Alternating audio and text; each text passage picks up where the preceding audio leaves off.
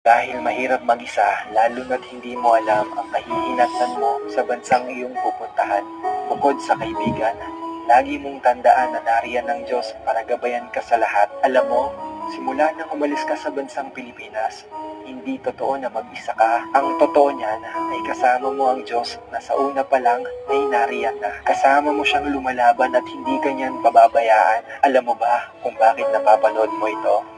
Dahil may dahilan. Ipinanood niya ito sa'yo para makayanan mo. Kahit wala ang pamilya mo sa tabi mo, sinabi niya na bigyan daw kita ng lakas ng loob na harapin ang lahat ng nangyayari sa'yo ngayon. Hindi man maganda ang nangyayari sa'yo ngayon, pero ang sabi niya, kasama mo daw siya sa laban na yan.